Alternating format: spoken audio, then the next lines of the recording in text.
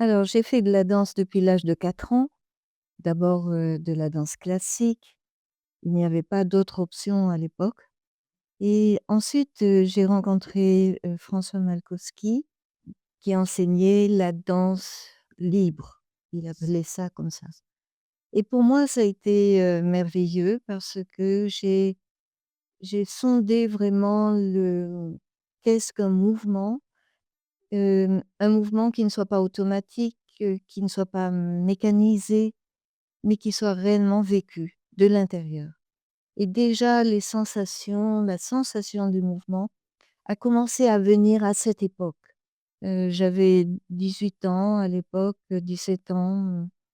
C'était tout un monde déjà qui s'ouvrait par rapport à la danse classique qui ne permettait pas de se qui me permettait pas de me relier à cette vie interne et à ces sensations.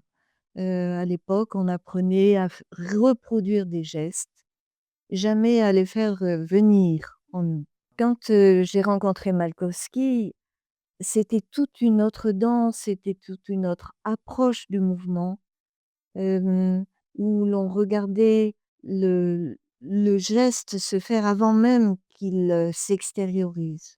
Ça a été fondamental pour moi et lui-même s'inspirait des enfants, de la gestuelle des enfants et de la gestuelle des artisans qui sont, qui ont développé un savoir-faire, vraiment très avancé, quoi et il trouvait une analogie entre la spontanéité de l'enfant et puis ce qui paraissait spontané chez les artisans, mais qui en fait était dû à un travail très, très long d'observation, de savoir-faire et cetera et donc cet enseignement de Malkowski a posé les bases pour moi de qu'est-ce qu'un mouvement? C'est ça l'histoire de ma vie de nouveau, c'est l'histoire du mouvement. Qu'est-ce qu'un mouvement? Comment ça démarre? Quand? Est-ce que c'est inscrit dans l'espace avant que j'entre dans le mouvement? Ou est-ce que ça jaillit? Est-ce que, c'était déjà là avant et je le projette? Ou est-ce que je peux laisser le mouvement, venir de lui-même, tranquillement, quelle que soit la vitesse du mouvement?